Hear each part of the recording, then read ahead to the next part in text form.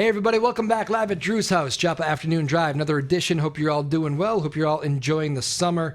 Hot week here we're coming off of, so but hey, that's summertime here in New England, right? First time guest today, Newburyport Harbor Master Paul Hogg is in the house. Hello, Paul. How you doing? Great. How you guys doing? Doing good. Doing good. We got a lot to talk about today. I am going to start. I guess I haven't mentioned it on the show here, and he's a guy that a lot of people knew around here. So this will be my little tribute to Bahama Bob, though. We have a lot of musicians on this show. Bahama Bob, of course, was found dead in the Merrimack River recently. We had a big tribute to him on Plum Island the other night. Thank you all for coming out. Alex Anthony, who's been on the show before, did a great job organizing all the music and putting together a very great gathering on Plum Island. But obviously a very sad story, losing Bahama Bob. And because of this, we've had so many issues on the Merrimack. It's a great time to bring in Paul Hogg, the Newburyport Harbor Master, because, Paul, I got to be honest with you, I'm from Danvers. Yep. I never knew. I've spent a lot of time in Newburyport, like a lot of time, especially over the last 10 years. I had no idea the Merrimack was such a tricky river in this regard.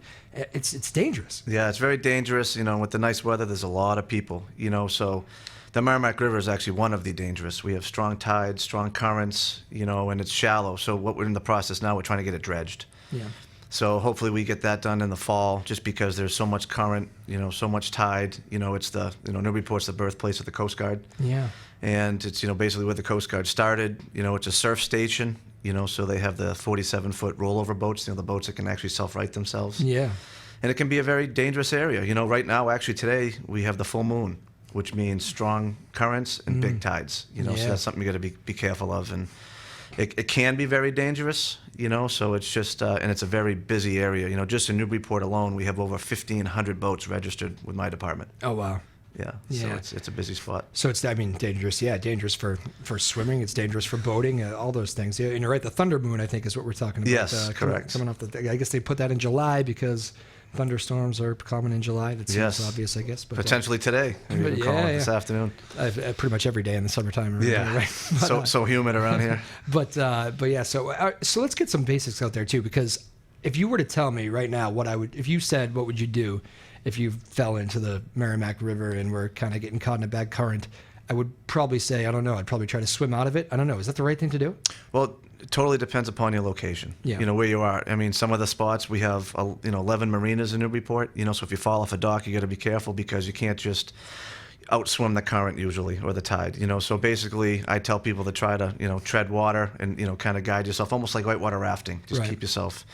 Number one thing I can say, just as far as, even near the water, it sometimes looks foolish, life jackets. Life jackets save lives. I can't pound that enough in everybody's head. Even my guys walking down the dock, getting on the boats, wearing life jackets, so just as far as backing up in your question, it's just, you just never know where you're going to end up being or going in the water, and the current depends upon, every situation is different, There's so much action on the water these days. Summertime, Newburyport. All these towns and cities around here. I can't imagine the amount of calls you get on a daily basis, whether it be for boats doing this, or incidents between boats, or this incident on the beach, or this fisherman, whatever. Yep. There's just so much going on. I imagine it's kind of like head on a swivel all the time for you guys. It's 24/7. You try to have policy and procedures for all the guys and go over every situation. We train with the Coast Guard daily. We train with the Newburyport Fire Department, Police Department, Environmental Police, just because you never know what's going to happen. Yesterday we had a boat end up on half-tide rocks right in front of the Coast Guard station, and it was... Is that when you spend the night there? Yeah, basically, yeah.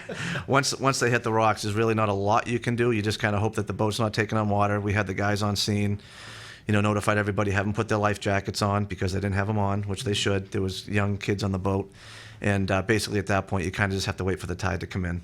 So it's just you never know what call I'm going to get. It's basically 24/7. I know a lot of people, everybody has my cell phone, and my phone's going pretty much 24/7. As do I now, so you're in trouble. Harbor Master, if you ask me the difference also between Harbor Master and a Coast Guard, I'm not even sure I'd be able to answer that well. What is the biggest difference? Biggest difference is we're more local. So perfect example, we just had a big change of command over at the Coast Guard station. You have somebody coming in from Chatham, and they're not familiar with the Merrimack River like I am. I've been in Newburyport since first grade, pretty much been through the whole school system, been on this river my whole entire life.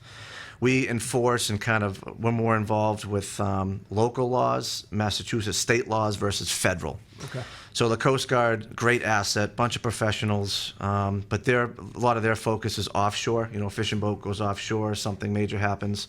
We deal with a lot more stuff in the river. You know, I'm more of a management position. You know, we have the transient docks. So if you walk down the boardwalk downtown, we're the ones that take all the reservation for all the boats coming in, going out. You know, anywhere's up to 180 feet. We, you know, help manage the parking lots down at Plum Island. You know, we generally oversee the beaches. We run the CVA pump out program. So basically any boat that's registered in Newburyport has to get a waterway sticker. And we can actually go to their boats, pump out their septic so it's not going into the river. You know, so it's a lot more local versus, you know, at the federal level with the Coast Guard, it's more, you know, across the country. So it's just, and there's guys coming in that, you know, sometimes don't know Newburyport like we do. Right. You know, so we know the ins and outs, every nook and cranny. We work with, you know, the other harbor masters and stuff like that. So my number one question, oh, you're the harbor master. What do you do in the wintertime? Yeah. You know, so it does quiet down as far as, you know, being on the water and what we do day to day. But, you know, we go for grants, we do our trainings, you know, we basically do all collection of, you know, all the fees. And there's still water action too, right? Still always water action. Yeah, we work on the boats. I just got a big grant for a new safe boat that we got, so I did all the paperwork for that, you know, so basically we're having it built out in Seattle and they're going to ship it here. So that'll be showing up in the fall. You know, obviously with the pandemic and everything's kind of far behind. Right. Yeah. Interesting. Well, you talk about the differentiating between the Harbor Master and the Coast Guard. But one thing I was mentioning this to friends the other night, we're actually talking about it at Plum Island as we were saying, you know, goodbye to Bahama Bob with that tribute. I was mentioning the one thing that I always, in all these terrible situations, every time there's a drowning or whatever, the one thing that is kind of amazing to see is you really kind of stop being the Harbor Master, you stop being the Coast Guard, you stop being the fire department. Everybody just kind of comes together as one unit and says, we have to find somebody in trouble. Hopefully it's a better result. But that's what I always, there's something like teamwork or just, I don't know, something inspiring about that I've always found. That's a great point. You know, when any situation I've had, the boaters and the locals here are always ready to help. What can we do? You know, that's why it's important whenever we get a call, we try to, you know, announce it over channel 16 on the VHF radio versus a cell phone, because we have a lot of local boaters, charter boat captains, a lot of experienced people that have been in this area for a long time that can help. You know, and you just hit the nail on the head. There's a lot of people who care. You know, and the way I look at it, yes, we are law enforcement, but we're also a family. You know, we're also, it's my job is to kind of manage everything, and it's a boating community, you know, and, you know, we don't really like to be sticklers and bust chops, but, you know, at the end of the day, you need the safety equipment to save lives. Yep. You know, it's important to have the life jackets, the flares, you know, the stuff on board that the state requires, because, you know, we want to be rescuing and saving people, not doing recoveries. Yeah, I mean, and there is still, I don't know if you feel this way, I actually really feel this way. I mean, I knew how to swim because I grew up with a pool and a lake. Like I went to summers in Maine, and I feel like I'm lucky in that regard. I knew how to swim I can't even remember when I learned how to swim.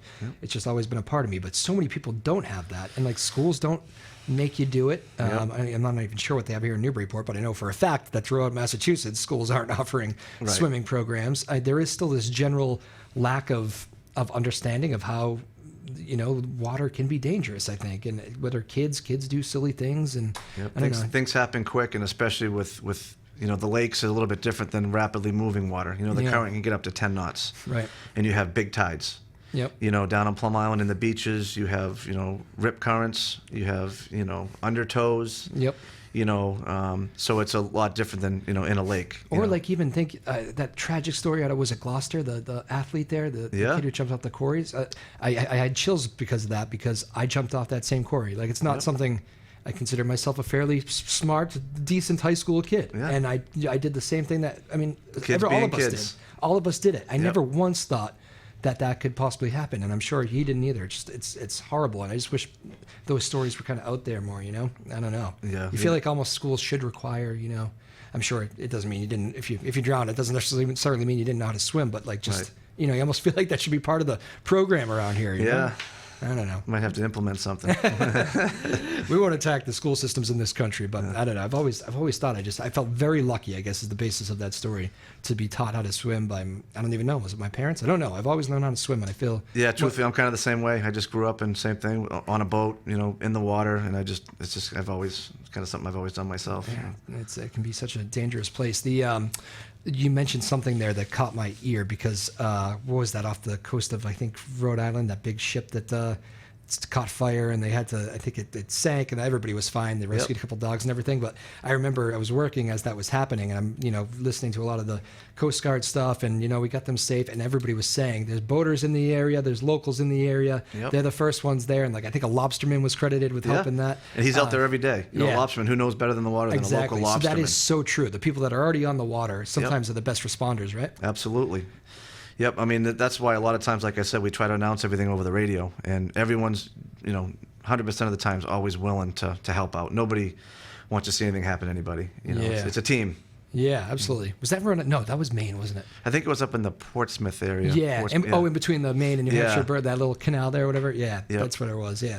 A lot of times, like they had the that out of Gloucester, that fishing boat that went down. So it takes. I mean, they're 50, 60, 80 miles offshore. Yeah. Who's going to be closer to respond? The Coast Guard, or maybe another boat that's out there fishing close to them, who actually rescued, all the people on board. Yeah. So our response time, depending upon when we get the call and get things underway, there could be a boat that's right there in the vicinity. How far will you guys go here in Newburyport? You hear something's happened wherever? Generally, our jurisdiction's within 3 miles. Yeah.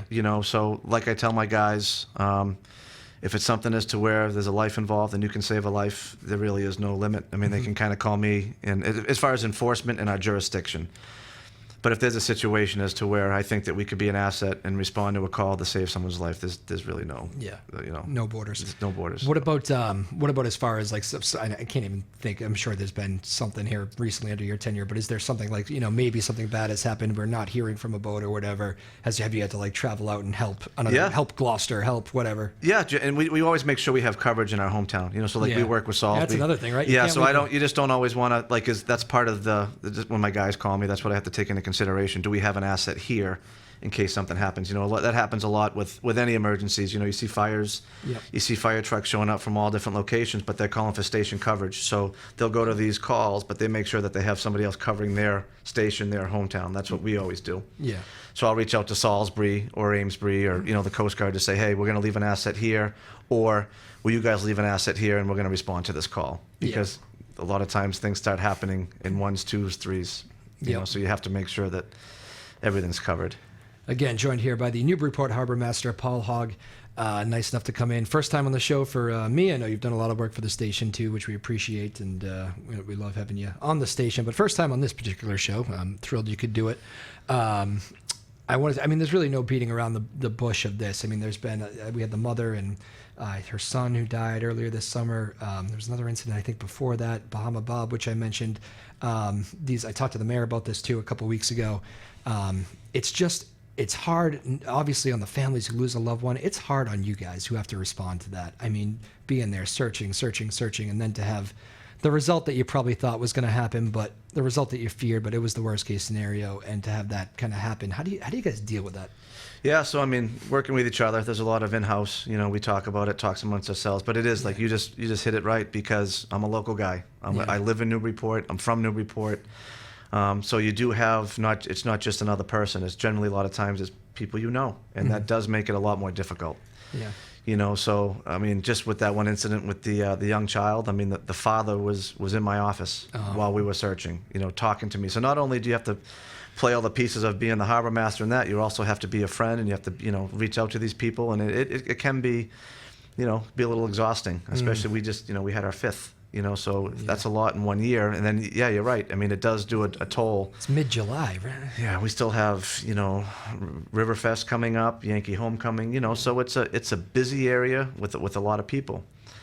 So it is difficult. That is probably, that's obviously the hardest part of the job. It's the worst part of the job, dealing with that stuff and dealing with the families. And you actually, during the process, you're one-on-one with the families, doing everything you can, and that can be, you're going in different directions. You're like a chameleon wearing different hats. You have to be the harbor master and go out and run my team, and state police, environmental police, my guys, and just keep everything going as far as that. And then once you get the closure, then you have to deal with the families. Yeah. So that becomes difficult. There's really no easy way to deliver that news. Never. No. that is, you said, that's the hardest part of the job. Is when you sign up for it, do you know that is part of the job, or is that kind of that's the part of the job you hope you never face, I guess? But, Yep. Yeah. I mean, you always know. I mean, I was a police officer for Okay. 13 years over Merrimack, so I've been in public safety, law enforcement pretty much my whole life, so I've been doing it for close to 23, 24 years. Wow. So it's, I do take passion in it because, someone has to do it. And I feel like, I do a good job at it. I've been, doing it a long time, and it's, it is very difficult, but that's especially here. I mean, in the Merrimack, you generally get a couple a year, so it's just something you prepare yourself for. There's really no way to fully prepare yourself, and every situation is different. But it's, it's something that it's part of the job. Are there things that bug you just from a, as even just as a society, not pointing to any branch or anything in particular, but are there things that bug you when something like that happens, where you say, we can get this down to 0 per year if we're just... Well, I mean, the toughest thing, as far as bug me, I think the hardest thing is social media. Really? You get some people out there that most people are good, but as you know, sometimes people jump to conclusions. Yeah. Sometimes they don't think you did enough. Sometimes so social media can be a little that cruel must really sometimes. bug you, When you're out there and you're out there for 24 hours and physically and mentally exhausted, and people want to kind of hop on social media and post things that aren't true. Which was probably, if to answer your question, as far as things that bug me or irk me, that would probably be one of them. Anytime you have this many, because at every situation, we have, as soon as we had the fatality with the 6-year-old, and we have a regroup. What went well? We met with the Coast Guard. We have an after incident, basically meeting as to what went good, what went bad, how could we have done this better, what could we do in the future to prevent this. Yep. So that's something we always do, because you sit back after it's all said and done. It's like, how could we have prevented this? What could we do better in the future to make it not happen again? Yeah. That's what you have to do as a harbor master or anything in public safety or first responder, because it's like I just said, we don't want that. I would love to have 0 fatalities or accidents. I mean, you guys hear about the fatalities, but there's also, along with that, there's a lot of rescues. Yeah. There's a lot of I can't tell you how many we've had this year already near boat fires, boat sinking, accidents, as to where there's been good outcomes. Yeah. The media, and you guys hear a lot about the bad stuff. A lot of times you don't hear about all the good rescues and stuff that we've had too. Right. Which that can be exhausting in itself as well. I mean, so correct me if I'm wrong. A lot of times a rescue of a sinking ship is not the easiest, especially when people probably aren't wearing life jackets, as you mentioned. Yeah, and it's usually not a perfect July, beautiful day. Right, You're out there in the dark, thunderstorm. You're out there in dangerous situations. When we work with the Coast Guard too, and I always teach my guys, as much as you want to save everybody, you got to be part of the solution, not the problem. Right. So you have to take a lot of things into effect before I put my guys and my team and my assets, in harm's way. Yeah. Because basically, you'll do almost anything to save someone's life. It's just what you do in this job. If you can go out there and do something to help somebody, that's why we do what we do. Yeah, I mean, there probably are times it's probably tough on you too, where you have to rein people in. We're not going to this, right? I don't need to lose you 3 overboard. Correct. Correct. Yeah. Yeah, and that's a tough call. And that's the decisions. And like I say, you have policy and procedures in place, but then there's always that one that comes up, and I'm getting the call, and what do you want to do here, boss? Yeah. And then you have to make a decision. And in your gut, I mean, you probably feel this way, as you have to manage too, which is, you're probably balancing those two, fighting each other inside. Yep. But I mean, I'm sure all your guys are like, let's go. Yep. Right? Yep. That's the hardest part when you're the top dog, and they're calling you, and you have to make a decision. Yeah. But that's why you train and prepare, and you try to get ready for as many situations as possible, so you're not just showing up to something going, oh, what do we do? And we all have to work together, because you get a call, you got other harbor masters showing up, environmental police, the Coast Guard, and somebody has to be the guy to say, okay, this is what's going to happen. Yeah. This is how we're going to do it. So we're all working together. Yep. And we have a really, really good team here in the city, as far as that, You really do. I mean, it has to be one of the best around the state. Yeah. I mean, I hear, you see some of the bad Twitter posts, but some of the bad tweets. Yep. But I mean, in general, everything you hear about Newburyport, from just talking to other officials across the state, you guys are the best of the best. So. Yep. Yeah. That's what we try to, that's what we try to do. Yeah. And The Merrimack will make you good really quickly, won't it? yeah, people come. I mean, the people in the Coast Guard go, "Oh, you're," when the guys go in the Coast Guard when they come here, this is because it's a surf station. Yeah. They're like, "Oh, you're in the Merrimack," because if you've probably seen the videos on Facebook and when they post some of their trainings, Right. when they're out there in 15, 18-foot waves, breaking waves in the mouth. Yep. And training for stuff for when they get the call, because you never know. You know, and we train with them as well, and you got to be prepared for anything. It's one of those things too. Like I said at the beginning, when spending all this time here, the last 10 years, I've learned about the Merrimack. But it took me, I'm 35. It took me till my mid-20s to really learn it. I grew up in Danvers, so I'm not that far. We used to go to the beaches in Gloucester more often than come to Newburyport for some strange reason, because it's too beautiful here. It's beautiful in both places, but I always regret not coming up here as a young man more often. But now that I've been here, I'm learning so much about it. Like, I feel like there is this kind of, even in Danvers, like I feel like a lot of people don't realize the strength of this river. Yeah, they call all the time. How's the mouth right now?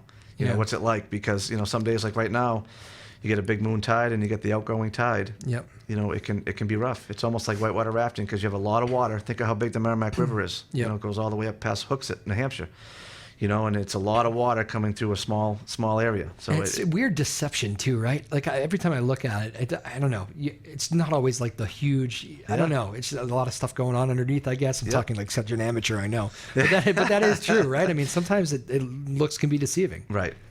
Yep, and it's generally the mouth. And a lot of times once you get out through the mouth, and you take a left or a right, and it's calm. They're like, wow, what was going on in there? Yeah. Which is another reason why I'm really shooting for this dredge project. Yeah. So we find what would that do exactly? Makes the water deeper. So you have more depth, and also too, we can put the sand on the beach. So there's been a bunch of erosion on Plum Island. As you've probably seen down there, there's not much beach left. Right. So that's been, luckily with the city and the Harbor Commission and the City Council, we've all been working really hard, to get that, in the Senator's office and to get this dredge project underway, the Army Corps, because it really needs to happen. And then we have to maintain it. You have to keep up with it like they've done in years past because it's so shallow. Yeah. And that's why it's rough. I told you I was at Plum Island the other night for the Bahama Bob thing, and great tribute to a good man. And the Plum Island is literally, they play music, and you literally don't even need a stage anymore because the erosion has brought the sand from the houses, and you can just see it all the way down. Like you naturally just kind of sink from when you walk on the beach, which I believe is all erosion. There could be more to it than that, but it's easy to see that the beach is, going away. Right. And I also heard that water is dangerous, or at least used to be when you guys were all growing up here, right? They used to be kind of a rough area to swim if you weren't careful. Correct. Yeah. So actually, in Newburyport, you're not supposed to swim in the river portion. You could go on the ocean side, but out by the sandbar, by the Plum Island Point, the main parking lot that we manage. That's the hard part because you go out, you're on this big sandbar. Tide starts coming in. You don't realize it if you're not familiar with the area. Next thing you know, you're getting swept into the river. Wow.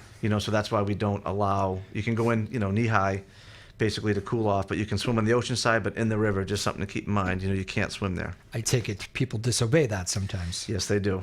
And I take it you've already had some rescues this summer there. Unfortunately, yes. Yeah. Yeah, we've had the boat down there quite a bit. How many rescues do you think? Can you put a number on it? Is it like, do you literally do it once per nice day? Yeah, I mean, I would, over 100, it's... This summer, 100? Yeah, I mean, as far as potential situations, calls, rescues. I mean, as far as my whole department, not just on Plum Island. I know. Yeah. My goodness. Yeah, so that's almost tough to get your head around. Yeah, that's what I said. Like I said, you guys hear about some of the bad stuff, but a lot of the quick rescues that our team does, you don't always hear about that stuff. Yeah. 100. So, I mean, if you guys aren't there, literally, at least a handful of those cases can go bad. I'm sure that number's probably a lot bigger than that. Correct. Yeah. Yep. So just something to keep in mind too. I mean, the Coast Guard's 24/7. They have a dispatch. We work. I'm pretty much on call 24/7. Yeah. But the Coast Guard's the one that they have a dispatch and they have the boats, and so it's just something to keep in mind. A lot of people want to call me. Yeah. And I'm like, let's get in touch with the Coast Guard because they can get their team underway. They're sleeping there at the station. Yeah. But then once we get there, they rely on us a lot because local knowledge. Back to the question you had earlier about what's the difference between the Harbormaster and the Coast Guard. That's where they really rely on us. Yep. Because they don't know the waters and the people and quite like we do. Gotcha. Again, Paul Hogg joining us, Newburyport Harbor Master. You mentioned you were a police officer for more than a decade. Did you say in Amesbury, was it? Merrimack. Yeah. Police officer for more than a decade. What is the biggest difference, or what's the biggest similarity maybe of policing the roads or whatever your town and policing the water? Yeah, I mean, it's still public safety. Yeah. It's still some type of law enforcement. On the road, It's a little bit different, because you're dealing with obviously the street versus the boat. I grew up as a boater and on the water. This has actually always been my passion. So this was always calling you? Yeah. So I was kind of, I kind of was going through the channels, when I was through the police academy at 22, and then that was the first place that hired me. And I always knew that I wanted law enforcement and boats. I grew up tuna fishing with my dad and being on the river, and then I was an assistant Harbormaster for a while, and then I always knew I kind of wanted the position, but it was hard because there's only one Harbormaster, so it's one full-time position. The police, you kind of every couple of years they generally hire people, but but it's still working for the public, public safety, and that's what I do enjoy being, working for the public. We talked a lot about the rough parts about the family part of it and the aftermath of a lot of these things, but you're making 100 rescues. Already to this point in the summer, just in one location, you must get a lot of people that say, "Thank you for saving my life." Yep. Do you get that enough? That's some of the best parts of the job. Yeah. When you go out there and you put your skills and your training to use, and you are able to help somebody. I mean, that's really rewarding. So and that's what we try to do every single time. Yeah, no doubt about it. So we've talked about that action on the Merrimack, action everywhere. I'll tell you, I was at my lake up in Maine this weekend, and you got Party Cove, you got whatever cove. Every cove seems to have a name that revolves around partying, and obviously we all know water on the beach and water on drinking on the beach and drinking on the water is they have gone together a lot of times. I think I don't know how you mentioned you don't want to bust people for little things, but I mean especially this time of year, kids are out of school, right? College kids are out of school, back home, whatever, seeing their friends for the first time, maybe hanging out along the water. Don't get on a boat and drink. You got to treat it like a car. I mean, it is what it is, right? Yeah, back to kind of just made me think of something. Back to the biggest difference between like the Merrimack PD and boating PD. The Harbormaster is you can legally have a beverage on a boat and be driving. Yep. Just obviously that is legal. These are actually good rules to clear up. Yeah. So that's a question we always get. So they always ask me. So you mean to tell me I can drive by you having a beer and wave? Yeah, you just can't be intoxicated. So and you also don't need a license. Right. In Massachusetts to drive a boat, which is insane to me. So it's not just about taking a test. And I mean, you should have to have, know the basic laws of boating. That's another, it's in legislature now. We are actually trying to pass that as to where you have to have a boating license, because, we get a lot of these people, especially during COVID. Yeah. I can't tell you how many new boaters we have now, and they don't know the laws and the rules. And they just say, yeah, we don't need a license. We can hop on a boat and go. Yeah. Do you even have to have a driver's license? No. Wow. Nope. So just something to keep in mind as far as there's implied consent, which means if you do have a driver's license and you are behind a wheel and you happen to get pulled over by law enforcement, it's just like if you're behind the wheel, you have to consent. You have to go through the field sobriety and the tests and stuff like that. So, but that's a big reason why we obviously you shouldn't be having any alcohol in operating a boat. Impaired, not impaired. If you're going to get behind the wheel. Don't even have a sip. Have a designated driver because I can't. There's a bunch of stats and history to all this stuff that obviously having beverages and it's tough too because like you just said, what's everyone doing? They're having drinks. They're going to sandbars. They're having a good time. They've been working all week. They're out there with their family. It kind of goes hand in hand. But I can't tell you enough that the bad stuff that I see at the end of the day, people coming back from the back beach and all that stuff. So it's have someone drive. Don't even. I mean, the thing's a weapon, right? Just like they say about a car. And it's in a car you can stop, and that's it. In the water, it's constantly going. You're dealing with the current and the boat, and boats can be dangerous. People falling overboard. Another one of our pet peeves is people sitting in the front of the boat. Of course, they want to dip their feet in the water and all that, but you don't want to see some of the pictures I've seen of when somebody falls overboard in the front. And they're like, "Oh, why are you busting our chops? We're just out here trying to relax." But it's like, we're trying to keep you safe. Trust me. Because if you fall in, where you going? Underneath the boat. Into the prop, and it's just not good, So, and that is the hardest part of being the Harbormaster. You want to keep people safe, but yet you don't want to, it is an enforcement job, and you want to keep people safe because you see the stuff that goes bad. You're responding to these calls when things go bad, but yet, you still want to be, educating people and being liaisons of the water versus just going out there and constantly being that guy. And, the other thing, I remember a warden once told me this on the lake in Maine. They have those up there, of course. He once told, he said, the thing about the drinking on the boat is, even if you're okay to drive a boat or whatever, say you're not, say you don't crash and it's this big fiery mess, say somebody slips, You know, they might need help. Yep. Are you good to jump in and help them? Like, you know. Things happen so quick on a it's boat. a million things that aren't always the most dramatic that could be save a life, you know? Yeah. I don't know. Anyway, well, Paul Hogg, this was nice meeting you here. It's covered a lot of ground. What's the one final word for the, you want to get, I mean, we got a lot of summer left. Yeah. A lot of summer. Stay safe, you know, wear life jackets, you know, just try to always pay attention to your surroundings. And yeah, it's just, we still have a lot of summer left, you know, and it's just been such a tough start. So I hope that's it for the season, you know, as far as the bad stuff. But, big weekends here. I think, the second to last weekend where we got the concert on the water there, the River Fest. So that's a big crowd, and it's not the last one. All through August, you got some stuff going on. Yeah, we got Yankee Homecoming. Oh my goodness! Yeah, the fireworks, and you know, there's a lot of different events that they have, you know, downtown. I mean, Newburyport's it's a busy place, especially the downtown, the waterfront. You know, people want to. And we get boats that come from all over the world, all over the country, and they go, "Wow, Newburyport! Like this is great," because they're able to pull up to the docks and go right downtown and enjoy beautiful downtown. Yeah. You know, so it's a busy place. Once people do get here, and you know, the month can be a little challenging, but once they get up here and they get to the waterfront and the boardwalk area and get to see Newburyport, they do love it. I mean, well, the busy, the bustling, the being able to walk through downtown, those are all the good parts of it. It's just we got to look out for one another too, right? Yep, that's for sure. Which you do every day. So thank you, Paul Hogg, Newburyport Harbor Master.